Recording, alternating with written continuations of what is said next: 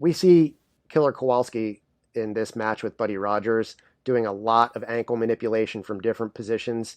And in these old catch wrestling matches, when people use the word toe hold, what they more commonly mean, rather than getting a key lock grip and making like lateral pressure that would break the ankle, and sometimes also introduce rotational pressure on the knee, what they usually mean instead, these old catch wrestlers, is just having a grip with one or both hands on the boot of one of the guy's feet and turning it so that the guy can move himself on purpose.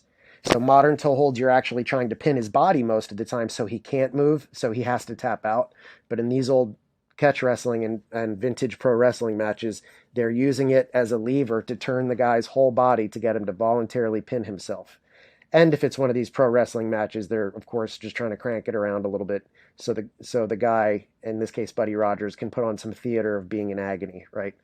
But in this particular technique, it is very similar to what Dean Lister calls a corkscrew footlock, executed from side control or even from kind of a leg drag position. So the corkscrew footlock in this case is a very realistic submission, even though the grip is a little bit different. Can you still do the same kind of ankle pressure even if you don't do the Dean Lister style grip, where he kind of has a, it's hard to describe verbally, but he does a very different grip with both of his hands so that he has 2-on-1 efficiency rather than what Killer Kowalski is doing here. But even the way that Killer Kowalski is doing this can result in a tap. So he's not doing this catch wrestling toe hold the way a lot of other catch wrestlers do their toe holds.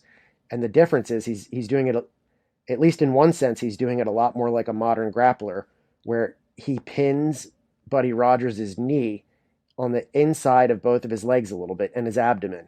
Like he uses his inside legs and his abdomen as kind of a wedged spot to keep Buddy Rogers' knee from moving.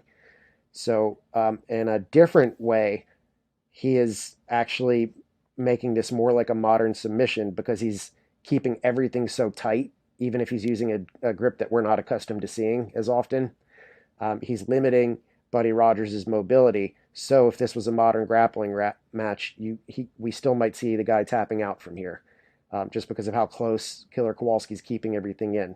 He's using his elbow and his leg as a trap on both sides to trap Buddy Rogers' leg so that he can't really squirm around as much.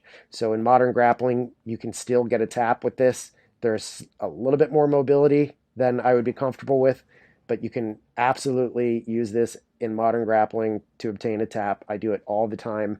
And if you really want to, you can switch your grips back to being more of the modern style 2-on-1 toe hold, the way we say the word toe hold rather than the way these old professional wrestlers and catch wrestlers use the word toe hold. So very much still the possibility of turning this into a real submission rather than just a theatrical punishment hold.